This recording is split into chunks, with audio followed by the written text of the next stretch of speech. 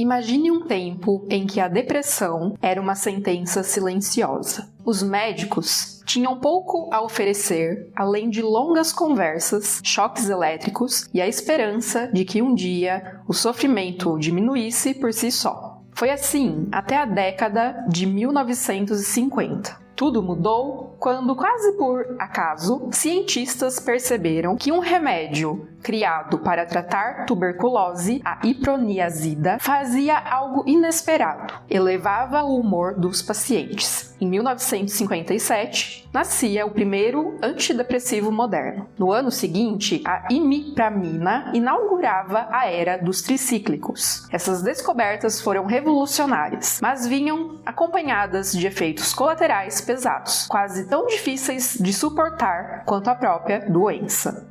A busca por algo melhor continuou, década após década. Em 1987, surge o Prozac.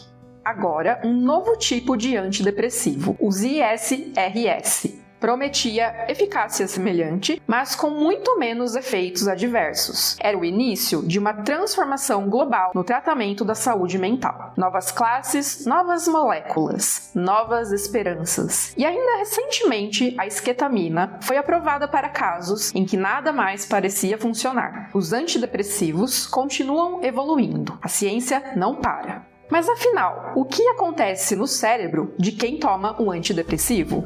Esses medicamentos ajustam de maneira sutil as conversas químicas entre neurônios das regiões do cérebro que comandam as emoções. Eles aumentam a presença de substâncias como a serotonina e a noradrenalina nas sinapses, os pontos de contato entre as células nervosas. Cada classe faz isso à sua maneira, seja impedindo a degradação desses neurotransmissores, seja bloqueando sua reabsorção. O resultado, com o tempo, é uma maior presença de sinais de bem-estar, o que pode aliviar o peso da depressão. É importante dizer, os antidepressivos não agem de imediato. Leva semanas, às vezes meses, até o cérebro reencontrar um novo equilíbrio. É um processo, não uma solução instantânea.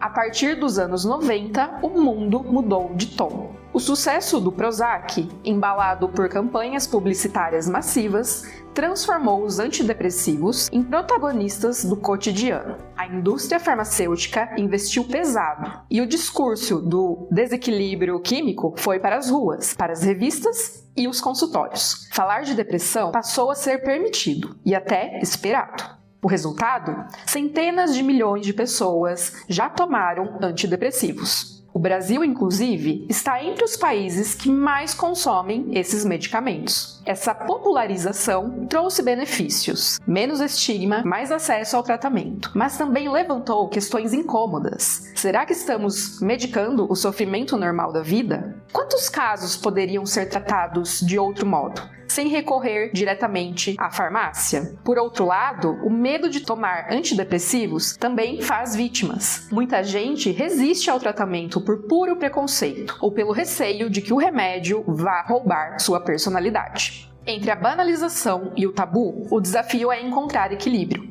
sem transformar os antidepressivos em solução mágica, mas também sem demonizá-los. E no meio de tantos mitos, o que é verdade afinal? Não, antidepressivos não causam vício como as pessoas costumam pensar. Eles não geram euforia, nem fazem a pessoa perder o controle sobre a dose. O que pode acontecer é uma adaptação física. Se você parar de tomar de repente, pode ter sintomas desagradáveis, como insônia, irritabilidade, tontura. Por isso, a retirada deve ser sempre gradual e acompanhada pelo médico. Outro mito: antidepressivo não é pílula da felicidade. O medicamento não cria alegria artificial, não altera a essência de quem você é. Ele retira o paciente do buraco da depressão, mas não transforma a tristeza em euforia. Devolve apenas o terreno neutro para que a pessoa possa retomar a própria vida. E por quanto tempo vou tomar? Não existe uma resposta única. Para muitos, o antidepressivo é uma ponte. Alguns meses, talvez 1 ou 2 anos. Depois a vida segue sem eles. Para outros, especialmente quem já enfrentou várias recaídas, o tratamento pode se estender por muito mais tempo. O fundamental é que qualquer ajuste, início ou retirada, seja feito com a supervisão médica. Parar de repente é arriscado.